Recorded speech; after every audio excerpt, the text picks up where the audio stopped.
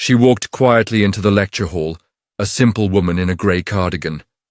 When the elite professor forced her to solve an impossible equation, everyone exchanged smirks.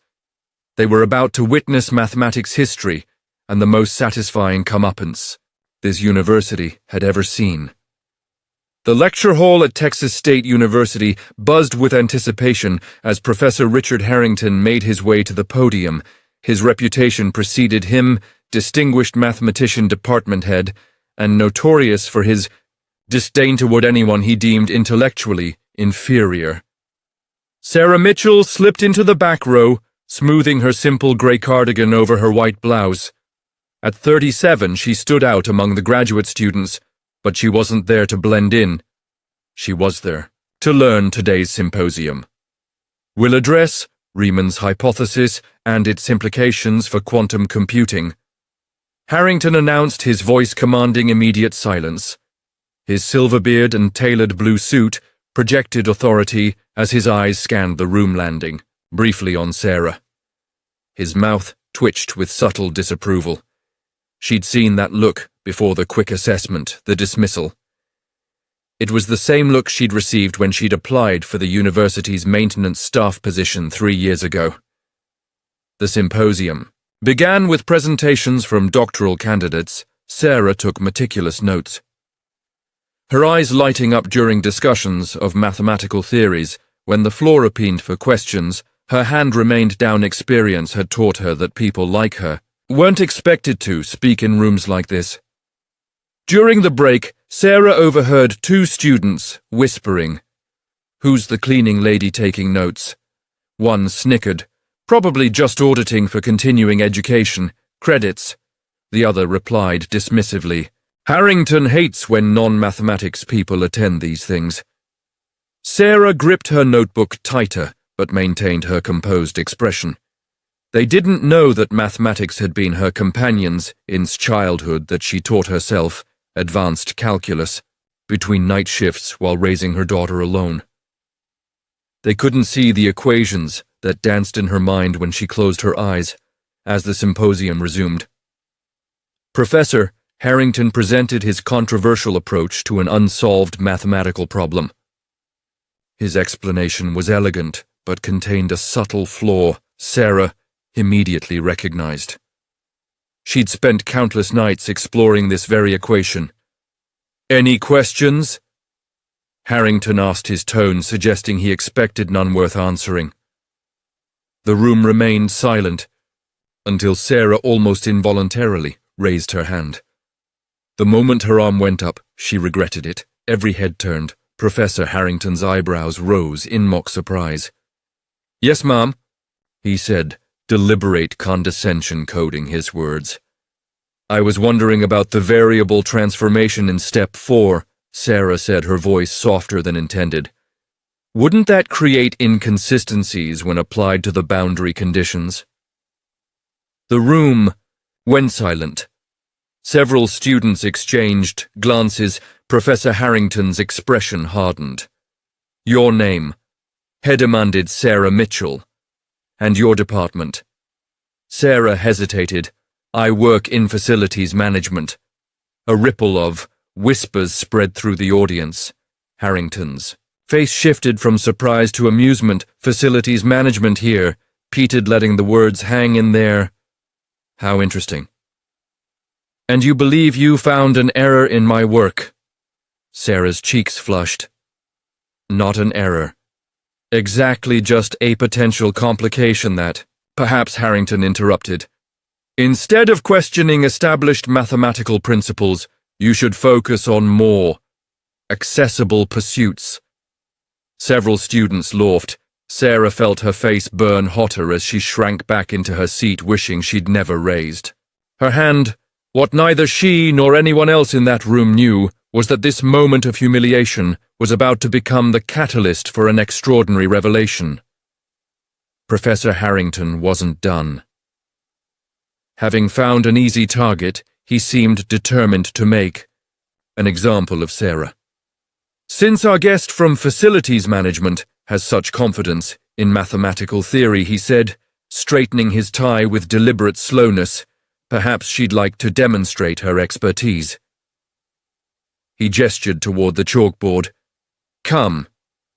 Forward, Miss Mitchell. Sarah froze. Every instinct told her to decline to escape. But something deeper, pride perhaps, or the exhaustion of being underestimated, pushed her to her feet. The walk to the front of the lecture hall felt endless. Each step echoed against the hardwood floor as whispers followed her path. She took the chalk from Harrington's outstretched hand, careful not to make direct eye contact. Let's make this accessible, Harrington said loudly, enough for everyone to hear. The word accessible dripped with condescension. He turned to the board and wrote a complex differential equation. Sarah recognized it immediately, a problem from advanced multivariate calculus, difficult. But certainly not impossible for someone with proper training. The challenge wasn't in the equation itself, but in the public humiliation intended. Take your time, Harrington said with false generosity. We're all eager to learn from diverse perspectives. More laughter rippled through the audience. Sarah felt her hand trembling slightly as she stared at the board. Behind her, someone whispered, "This is painful to..." Watch.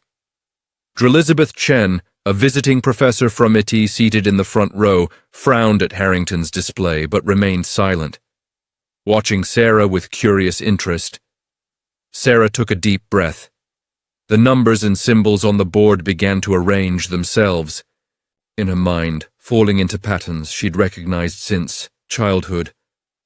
She'd never had formal education beyond community college, but mathematics had been her refuge during long nights after her husband left, after her daughter went to sleep during breaks between cleaning bathrooms and mopping floors.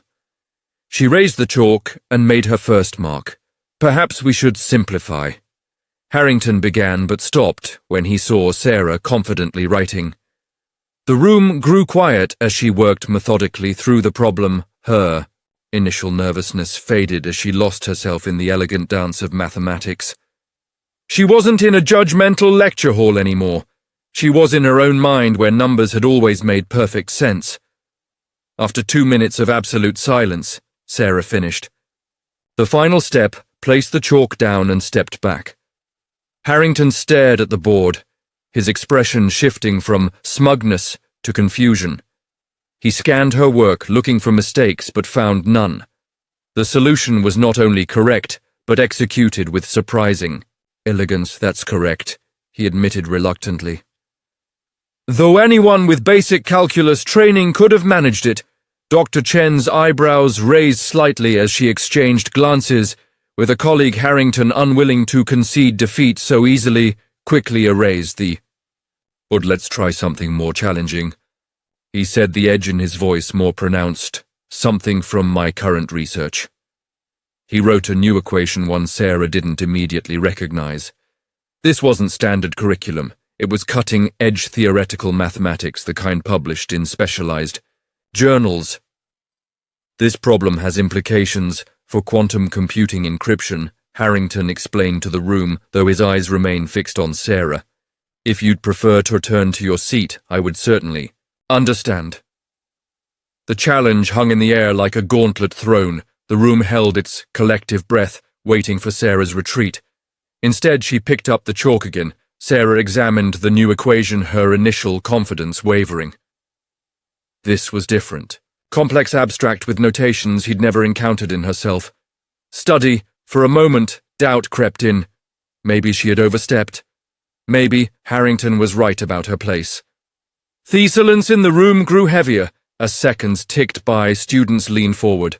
In anticipation, some with pity in their eyes, others with barely disguised amusement. As I suspected, Harrington said, reaching for the chalk.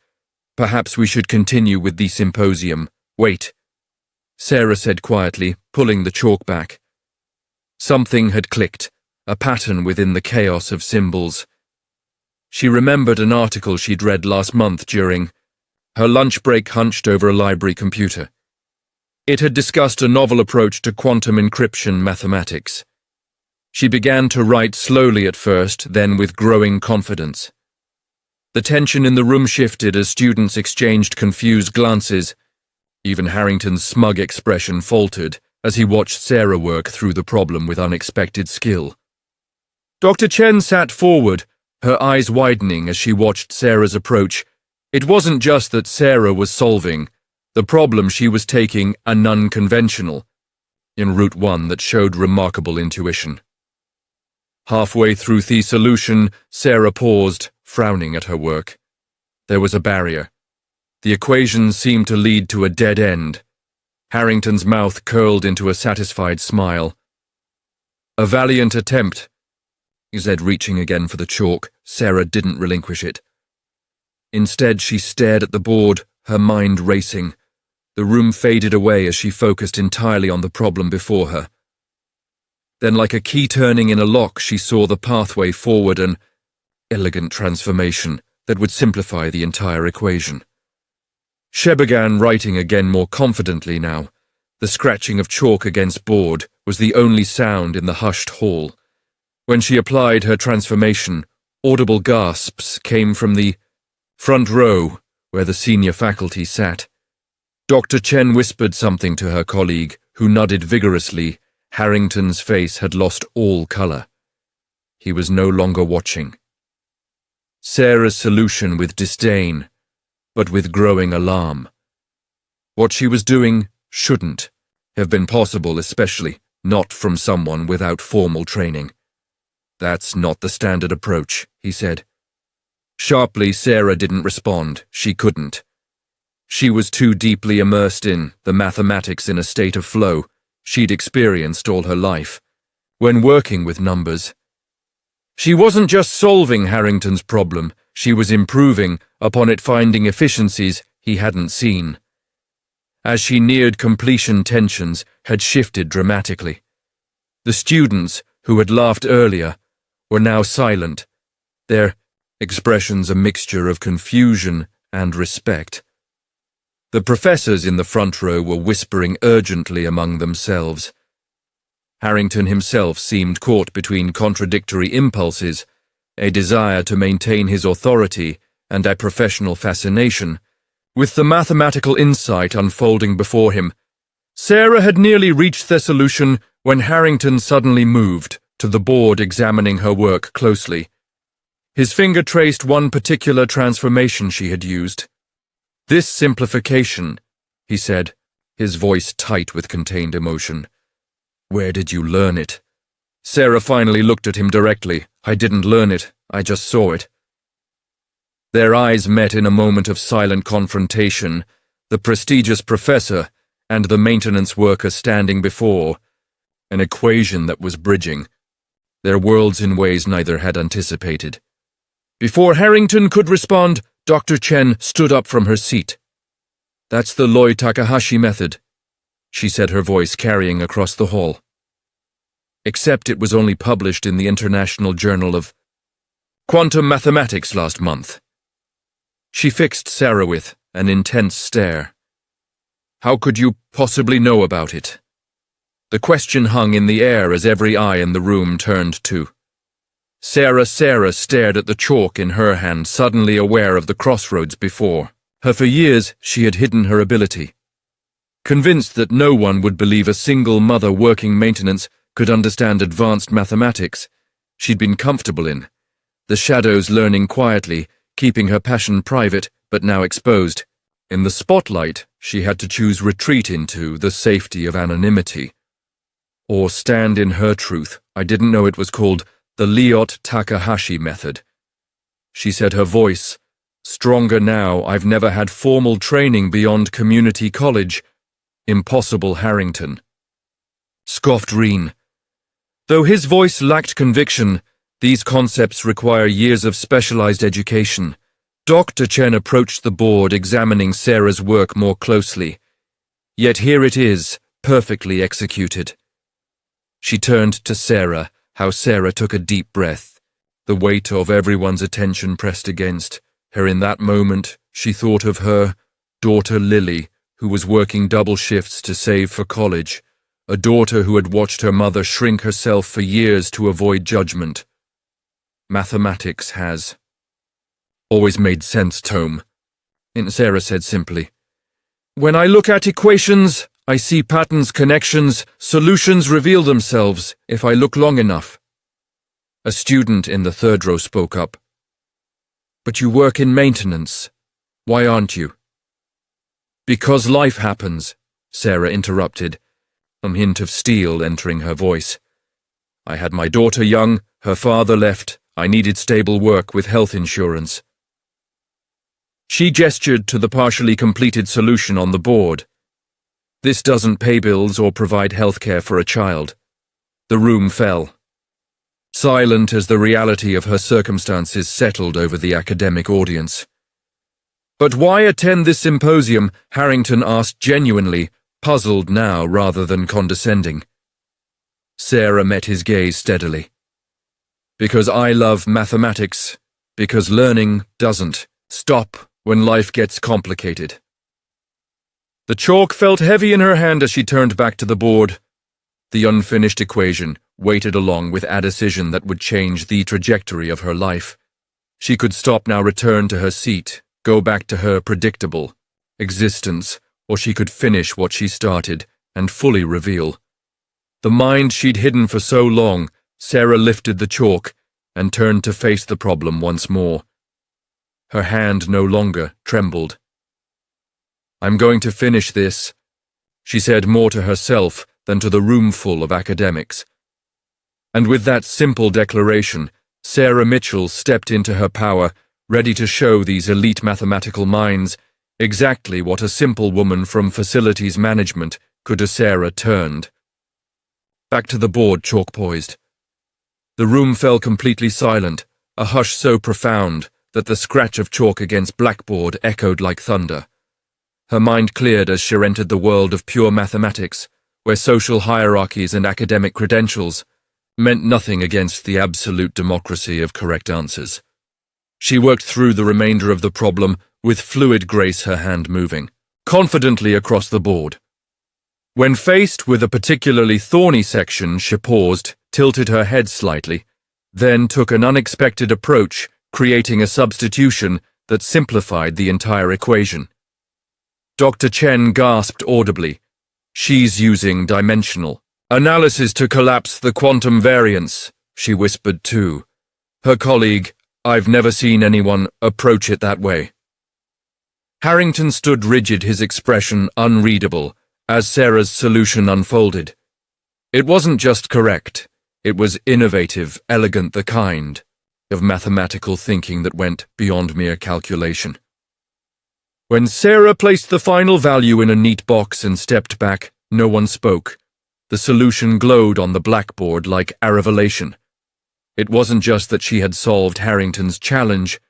She had improved upon it, found efficiencies that hadn't been published in any journal. Dr. Chen was the first to break the silence. "That's remarkable," she said, approaching the board. "You've collapsed 3 steps into one with this transformation." She turned to the room. "This isn't just correct, it's brilliant." A murmur spread through the audience. Students who had snickered earlier now looked at Sarah with undisguised awe. Several professors had pulled out their phones discreetly, photographing her work. Harrington cleared his throat. "While unconventional, I suppose the approach has merit," he conceded reluctantly. The words seemed painful for him to speak. "Merit," Dr. Chen challenged, turning to him with raised eyebrows. "Richard, this solution could advance our understanding of quantum encryption mathematics. This is publishable work." Sarah stood quietly, chalk dust coating her fingers, feeling strangely detached from the commotion beginning to stir around her. This hadn't been about proving anyone wrong. She'd simply answered the challenge before her as best she could. "Ms. Mitchell," Dr. Chen said, turning to face her directly, "have you documented any of your other mathematical insights?" Sarah hesitated. "I have notebooks, just things I work on at night when I can't sleep. Notebooks." Harrington repeated his professional curiosity, finally overtaking his pride. "What kind of mathematics do you explore?" "Different things," Sarah replied, suddenly self-conscious again. "Number theory, mostly some work on prime factorization algorithms. Dr. Chen and Harrington exchanged startled glances. Prime factorization was at the heart of cryptography research, one of the most sophisticated areas of applied mathematics. "I'd like to see these notebooks," Doctor said firmly. A student from the front row stood up. "That was the most amazing thing I've ever seen." He declared and began to applaud. Others joined in the sound building until it filled the lecture hall. Sarah felt her cheeks flush with embarrassment rather than shame this time. The applause wasn't something she had sought or expected. As the applause continued, she caught the eye of a young woman in the back row, a student who had been watching intently throughout. The entire demonstration, the young woman nodded at her with profound respect, as if witnessing something life-changing. In that moment, Sarah realized her actions hadn't just been about mathematics. She had become visible, truly visible, perhaps for the first time in her adult life. Her knowledge, her mind, her potential had stepped out of the shadows into the light. The applause eventually subsided, but something had fundamentally changed in that lecture hall, not just for Sarah, but for everyone who had, and witnessed her transformation from invisible to extraordinary. The symposium had officially disbanded an hour ago, but the lecture hall remained crowded. Sarah found herself surrounded by professors and graduate students all asking questions about her mathematical insights. Dr. Chen hadn't left her side, almost protective in her presence. "Your intuitive grasp of multidimensional analysis is extraordinary," a quantum computing professor told her. "Have you ever considered formal study?" Sarah gave a sad smile. "Consider it, yes, afford." It no across the room. Professor Harrington was engaged in intense conversation with the department dean. His gestures were animated, occasionally pointing in Sarah's direction. His earlier condescension had morphed into something more complex, a reluctant, professional respect tinged with defensiveness. Dr. Chen touched Sarah's arm gently. "We should talk about your future," she said quietly. "MIT has fellowship programs designed for exceptional cases like yours." Sarah looked at her startled. "MIT me?" "Talent like yours doesn't come along often," Dr. Chen replied. "It would be mathematical malpractice to let it go unnurtured." The crowd around Sarah parted as Professor Harrington approached. His silver beard seemed to quiver slightly with suppressed emotion. "Mitchell," he said formally, "the department would like to review your notebooks if you're willing. There might be opportunities to discuss." His words were measured, careful. It wasn't quite an apology, but from a man like Harrington, it was the closest thing to one. Sarah nodded. "I'll bring them tomorrow. I'll be reviewing them personally." Dr. Chen interjected with a pointed look at Harrington that made his mouth tighten as the crowd gradually dispersed. Sarah gathered her belongings. Her phone showed 5 missed calls from the babysitter. Real life was calling, a stark reminder of the practical considerations that had always constrained her. Mathematical pursuits. Walking toward the exit, she was stopped by a young female student. "Miss Mitchell," the student said hesitantly, "I'm studying engineering, and I just wanted to say thank you." "You're more for what?" Sarah asked. "For showing that where you start doesn't determine what you know." The student's eyes were bright with emotion. "I'm a first-generation college student from a rural town. People make assumptions about me, too." Sarah felt something, a warm unfold in her chest. She hadn't considered how her moment might affect others. Outside the building, the evening air felt different somehow, charged with possibility. Sarah took a deep breath, thinking about the notebooks, waiting at home, filled with years of solitary mathematical exploration. Tomorrow those private thoughts would be examined by some of the country's top mathematical minds. It was terrifying. It was exhilarating. For the first time in years, Sarah Mitchell allowed herself to imagine a different future, one where her mind, not her uniform, defined her 6 months later. Sarah Mitchell stood in front of a different classroom, this one smaller, with eager undergraduate faces watching her explain a complex theorem. The sleeves of her grey cardigan were pushed up as she rode across the whiteboard. No longer hesitant or apologetic about claiming space, her life had transformed with breathtaking speed. After that symposium, Dr. Chen had arranged an emergency fellowship, recognizing that talent like Sarah's couldn't wait for traditional academic timelines. 2 of her theoretical approaches had already been published, with her name listed as the primary author. Professor Harrington had come around too, though it had taken time, in several departmental meetings where he'd been outvoted. Now he grudgingly acknowledged her insights, especially after her work on quantum encryption had attracted attention from research institutions across the country. The biggest change, though, was internal. Sarah no longer hid her intelligence or passion. She spoke with authority about her work, knowing her value didn't derive from credentials, but from the power of her mind. Her daughter Lily had transferred to the university on a full scholarship, inspired by her mother's example to pursue her own dreams without apology. As Sarah finished her explanation, a student raised her hand. A young woman with uncertainty in her eyes but determination in her question. Sarah called on her, immediately remembering what it felt like to be unseen.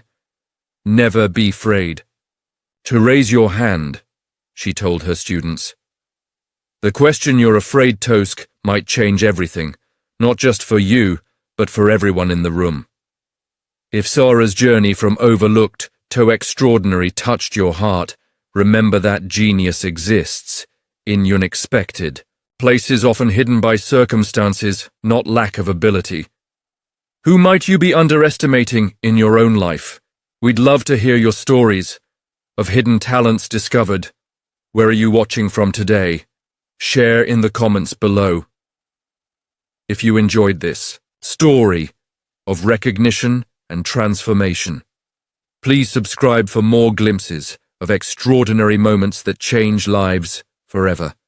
Sometimes the greatest minds aren't found in lecture halls but cleaning them. Like, share and join our community of storytellers, celebrating unsung heroes everywhere. Moral: never underestimate anyone's potential based on their circumstances or appearance. Genius can thrive in unexpected places, and with courage and opportunity, hidden talents can transform lives and inspire others. Instead of like, subscribe, and watch more, consider sharing this story's message with others, reflecting on who in your life might have hidden talents waiting to shine, and exploring more stories of unsung heroes to stay inspired.